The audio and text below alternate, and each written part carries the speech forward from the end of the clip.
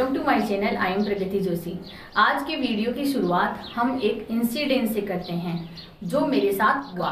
मैं मार्केट जा रही थी और रास्ते में मुझे एक आदमी मिला जो अपनी ट्राईसाइकिल पर बैठा था और उसके पास बहुत सारे पंपलेट थे और वह लोगों को दे रहा था। जो भी उसके आसपास से होकर जाता उसको वह एक पंपलेट दे रहा था। शायद वो किसी चीज़ का प्रचार कर रहा था। तो जब मैं भी उसके पास से गुजरी तो उसने मुझे एक पंपलेट दिया और मैंने ले लिया। जब मैं पंपलेट ले रही थी तो मेरा ध्यान उसके पैर की तरफ गया। उनका एक पैर पूरी तरह से पैरालाइज्ड था। तो मैंने उनसे पूछा कि ये क्या हुआ। तो उन्होंने बताया कि मुझे पोलियो हुआ था। तब मैंने वहाँ पर उनसे थोड़ी देर बात की, फिर मैं घर आ गई। घर आकर मैंने सोचा कि आखिर उनके साथ ऐसा क्यों हुआ। क्योंकि जो इम्यूनाइजेशन के प्रोग्राम है उसमें पोलियो की वैक्सीन है और वो गवर्नमेंट ने फ्री ऑफ कॉस्ट कर रखी है।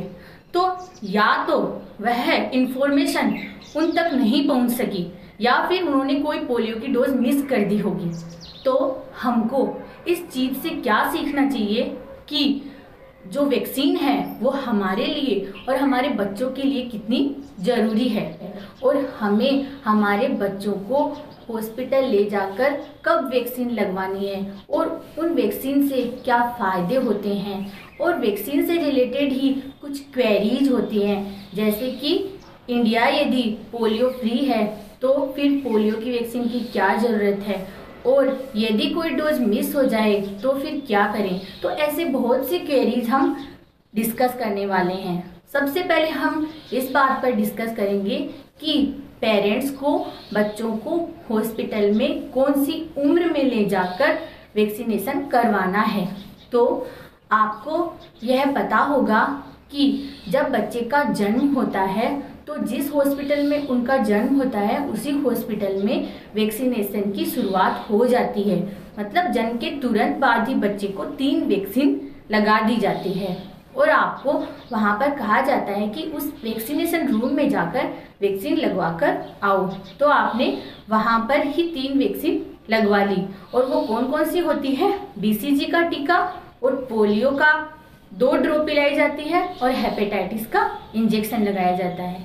फिर आप आ गए घर में और घर में आकर आपको अब बच्चे की कौन सी उम्र में हॉस्पिटल जाकर वैक्सीन लगवानी है वो हम इस वीडियो में डिस्कस करेंगे।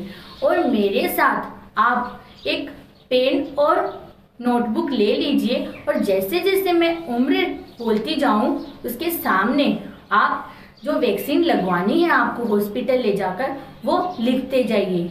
जैसे जब बच्चे की उम्र 1.5 महीने की हो तो आपको हॉस्पिटल जाकर 5 वैक्सीन लगवानी है। अब जब आप हॉस्पिटल जा रहे हो तो आपको क्या क्या तैयारी करनी है। वो सबसे पहले तो ये है कि आपके पास ममता कार्ड होना जरूरी है, MCP कार्ड, टीकाकरण कार्ड होना जरूरी है और आपके पास बच्चे को उस टाइम पर चुप कराने के लिए, क्योंकि इंजेक्शन लगेगा तो बच्चा डिस्कम्फर्ट फील करेगा, तो आपको चुप कराने के लिए कुछ खिलौने और बच्चे की फेवरेट कंबल या कुछ भी ले सकते हो जो बच्चे को अच्छा लगे, वो आपको अपने साथ लेना है। तो अब आप आ गए हॉस्पिटल में। जब बच्चे की उम्र 1.5 महीने होती है तो आपको हॉस्पिटल ले जाकर 5 वैक्सीन लगवानी है। 2 वैक्सीन तो वहाँ पर बच्चे को मुंह से दी जाती है और 3 वैक्सीन के टीके लगते हैं यानी इंजेक्शन लगते हैं। जो 2 वैक्सीन है मुंह से दी जाती है वो कौन कौन सी है। फर्स्ट है OPV, ओरल पोलियो वैक्सीन, जो पोलियो के बचाव के लिए दी जाती है और उसकी 2 बूंद पिलाई जाती है। सेकेंड है RVV, यह रोटा वायरस वैक्सीन होती है और यह रोटा वायरस इन्फेक्शन से जो डायरिया होता है उससे बचाव के लिए 5 बूंद बच्चे को मुंह से दी जाती है। अब 3 बच गए इंजेक्शन। वो कौन कौन सी वैक्सीन के है। फर्स्ट है IPV, ये वैक्सीन बच्चे को पोलियो रोग से बचाव के लिए हाथ में इंजेक्शन दिया जाता है। नेक्स्ट है PCV, न्यूमोकोकल वैक्सीन, यह बच्चे को न्यूमोकोकल बैक्टीरिया से होने वाले इन्फेक्शन से बचाने के लिए इंजेक्शन दिया जाता है और बच्चे के पैर में इंजेक्शन लगाया जाता है। जो 5वीं वैक्सीन है वह है पेंटावेलेंट वैक्सीन। यह वैक्सीन बच्चे को 5 बीमारियों से बचाती है और वह बीमारियां कौन कौन सी है? डिप्थीरिया और पर्टूसिस, वुफिंग कफ, नेक्स्ट है टिटनस और है हेपेटाइटिस। हेपेटाइटिस होता है लीवर का इन्फेक्शन और इन्फ्लुएंजा। तो हमने देखा कि पेंटावेलेंट वैक्सीन 5 बीमारियों से बचाती है और यह वैक्सीन बच्चे को पैर में इंजेक्शन के रूप में दी जाती है। अब आप देखोगे कि बच्चे को जब इंजेक्शन लगा है तो जिस स्थान पर या जिस जगह पर बच्चे को इंजेक्शन लगा है उस जगह पर थोड़ा मोटा मोटा सा हो जाता है और सूजन आ जाती है। उसको कम करने के लिए आप ठंडे पानी में कपड़े को भिगोगे और उस भीगे हुए कपड़े का जहाँ पर इंजेक्शन लगा है वहाँ पर थोड़ा सा सेक करोगे। अब आप देखते हो कि बच्चे के बुखार भी आती है। जब बुखार आए तो बच्चे को आपको क्या देना है? Paracetamol syrup. और यह कब देना है? एक तो जब इंजेक्शन लगा है उसके तुरंत बाद देना है, फिर दूसरी डोज आपको 4 से 6 घंटे बाद देनी है और तीसरी डोज आपको वापस 4 से 6 घंटे बाद देनी है। आप देखोगे कि बच्चे को दूसरे दिन भी बुखार है तो दूसरे दिन भी यह पैरासीटामोल सिरप ऐसे ही देनी है और यह बुखार 2 से 3 दिन तक रहेगी। और यदि बुखार 2 से 3 दिन से ज़्यादा रहे तो आपको डॉक्टर से कंसल्ट करना है। 1.5 महीने के बाद में जब बच्चे की उम्र 2.5 महीने हो तब आपको हॉस्पिटल जाकर 3 वैक्सीन लगवानी है और वह कौन कौन सी है? ओपीवी की 2nd डोज। अब यह आपके मन में एक क्वेश्चन हो सकता है कि हमने जब ओपीवी पहले पिला दी तो अब 2nd बार पिलाने की क्या जरूरत है? तो आपको यह जानकारी होनी चाहिए कि जो 2nd डोज पिलाते हैं, 3rd डोज पिलाते हैं, ये क्यों पिलाते हैं? क्योंकि इससे बच्चे में जो बीमारियों से लड़ने की ताकत है या हम कहें कि इम्यूनिटी है वह एक हाई लेवल पर आती है, यानी ज़्यादा इम्यूनिटी आए, इसके लिए ये बहुत सारी डोजें तैयार की जाती है। तो हमने देखा कि 2.5 महीने में आपके ओपीवी बच्चे को पिला दी। नेक्स्ट जो पिलाई जाती है वह है आरवीवी और इसकी 5 बूंद पिलाई जाती है। और 3rd वैक्सीन है जिसका इंजेक्शन लगता है वो है पेंटावेलेंट वैक्सीन। तो हमने देखा 2.5 महीने में 3 वैक्सीन लगा दी। नेक्स्ट है जब आप बच्चे को कब लेकर जाओगे हॉस्पिटल में? वह है जब बच्चे की उम्र 3.5 महीने हो जाए तो आपको वापस हॉस्पिटल जाकर 5 वैक्सीन लगवानी है और वह कौन कौन सी है? OPV 3rd dose, RVV 3rd dose, PCV vaccine की डोज लगाई जाती है, वो इंजेक्शन होता है। नेक्स्ट है आईपीवी इंजेक्शन, नेक्स्ट है पेंटावेलेंट इंजेक्शन। तो हमने देखा कि 1.5 महीना, 2.5 महीना और 3.5 महीनों में आपको हॉस्पिटल लेकर जाकर बच्चे को कौन कौन सी वैक्सीन लगवानी है। अब हम देखेंगे कि जब बच्चे की उम्र 9 महीने पूरी हो जाती है तब आपको वापस हॉस्पिटल जाकर कौन कौन सी वैक्सीन लगवानी है। तो ये कौन कौन सी वैक्सीन है? यह है MR फर्स्ट डोज। यह बच्चे को मीजल्स, खसरा रोग से बचाने के लिए दी जाती है। और नेक्स्ट वैक्सीन है वह है PCV, न्यूमोकोकल वैक्सीन, और इसका भी इंजेक्शन लगता है। MR वैक्सीन का भी इंजेक्शन ही लगता है। 9 महीने के बाद में जब बच्चे की उम्र 16 महीने कंप्लीट हो जाए तब आपको हॉस्पिटल जाकर बच्चे को 3 वैक्सीन लगवानी है। और यह वैक्सीन कौन कौन सी है?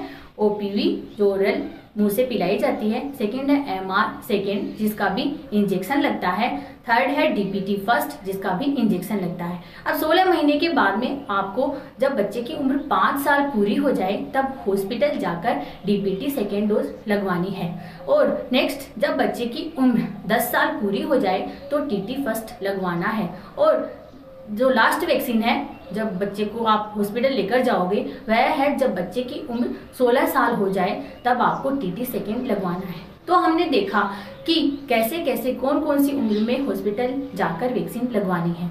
अब हम देखेंगे क्वेरीज, यानी वह क्वेश्चन जो जब आप वैक्सीनेशन करवाते हो तब आपके माइंड में आते हैं। फर्स्ट क्वेरीज यह हो सकती है कि जब इंडिया पोलियो फ्री है तो फिर पोलियो की ओरल डोज पिलाने की क्या ज़रूरत है। तो आपको ये जानना जरूरी है कि चाहे इंडिया पोलियो फ्री हो फिर भी पोलियो की ड्रॉप पिलाना आपको बंद नहीं करनी है, क्योंकि जब सभी ने पोलियो की ड्रॉप पिलाना बंद कर दिया तो यह बीमारी वापस से हो सकती है। क्यों? क्योंकि जो दूसरे देशों से लोग इंडिया में आते हैं तो उनसे इन्फेक्शन हमें हो सकता है। तो आपको पोलियो की जो डोज है वो बच्चों को देनी बंद नहीं करनी है। नेक्स्ट क्वेरीज हो सकती है कि यदि आपसे कभी कोई डोज मिस हो जाए तो आप क्या करोगे? तो आपको क्या करना है कि सबसे पहले तो जल्दी से जल्दी हेल्थ फैसिलिटी में जाकर अपना अपॉइंटमेंट फिक्स करवाना है, और जहाँ से डोज छुट्टी है वहाँ से आपको वापस अपना इम्यूनाइजेशन बच्चे को पूरा देना है। ऐसे नहीं कि पिछली जो डोज है वो पूरी देनी जरूरी है, जहाँ से छुट्टी हुई डोज है वहाँ से ही आपको शुरू करना है। जो नेक्स्ट क्वेरीज आपकी हो सकती है वह है कि बच्चे को बुखार है तो क्या अब वैक्सीन देना सही है? तो जब बच्चे के बुखार है तब आपको बच्चे की वैक्सीन नहीं लगवानी है। क्यों? क्योंकि जब वैक्सीन लगती है तब भी बच्चे का बॉडी टेम्परेचर ज़्यादा होता है और बुखार आती है, तो बुखार में ही जब आप बच्चे को वैक्सीन लगवाओगे तो ज़्यादा बुखार आएगी और वह सही नहीं है। और यदि बच्चे के कॉमन कोल्ड या खांसी जुकाम है तो आप हेल्थ फैसिलिटी में जो नर्स या मिडवाइफ डॉक्टर्स हैं उनकी सलाह से वैक्सीन लगवा सकते हो। अगली क्वेरीज हो सकती है कि वैक्सीन है क्या? वैक्सीन जीवाणु का एक पार्ट ही होती है, और वह जीवाणु कैसी अवस्था में होते हैं? मृत अवस्था में, या फिर उनको कमजोर करके बॉडी में इंट्रोड्यूस कराया जाता है, जिससे क्या होता है बॉडी एंटीजन एंटीबॉडी रिएक्शन करके इम्यून रिस्पॉन्स पैदा करती है। मतलब जब जीवाणु को प्रवेश कराया जाता है तो हमारी बॉडी उन जीवाणुओं को लड़ने के लिए एंटीबॉडी पैदा करती है। अब एंटीबॉडी है क्या?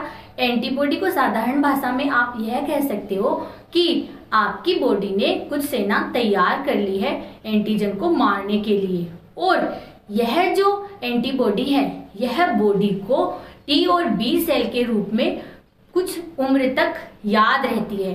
तो आपको वैक्सीन देने से कुछ उम्र तक आप में उस जीवाणु से लड़ने की क्षमता रहती है, या फिर पूरी लाइफ तक ही आप में वह प्रतिरक्षा रहती है। तो आपको वैक्सीन लगवाना बहुत ही जरूरी है। अब जो लेटेस्ट वैक्सीन इस टाइम पर चल रही है वह है कोरोना वैक्सीन। तो आप कोरोना वैक्सीन जरूर लगवाएं, क्योंकि यह भी इसी प्रिंसिपल पर आधारित है। नेक्स्ट क्वेरी हम देखते हैं कि यदि गवर्नमेंट कोई अभियान चलाए और हमने तो पहले ही बच्चे का टीकाकरण शेड्यूल के अनुसार पूरा कर लिया है, तो क्या हम अभियान में बच्चे को वैक्सीन लगवाएं? तो हाँ, आपको अभियान में वैक्सीन लगवानी जरूरी है। नेक्स्ट क्वेरी हो सकती है कि बच्चे में क्या कोई जन्मजात प्रतिरक्षा भी होती है? तो हाँ, बच्चे को जन्मजात प्रतिरक्षा होती है, क्योंकि जब बच्चा माँ से ब्लड के थ्रू कांटेक्ट में रहता है तब उसमें इम्यूनिटी आती है, और अगली इम्यूनिटी जब बच्चा दूध पीता है तो उसमें जीवाणु से लड़ने की प्रतिरक्षा आती है। परंतु बेबी में यह उम्र के साथ साथ कम होती जाती है। तो आपको जब बच्चे की उम्र बढ़ती जाए तो वैक्सीन शेड्यूल के अनुसार लगवानी जरूरी है। तो ऐसे हमने देखा कि कौन कौन सी वैक्सीन कब कब बच्चे के लगवानी है और क्या क्वेरीज है। यदि आपको यह वीडियो और जानकारी लेते रहना है, ऐसी ही जानकारी लेते रहना है, तो चैनल को सब्सक्राइब करें, बेल आइकन दबाएं, जो यह वीडियो है उसको लाइक करें, शेयर करें और कमेंट जरूर करें। Thank you, keep watching, have a nice day.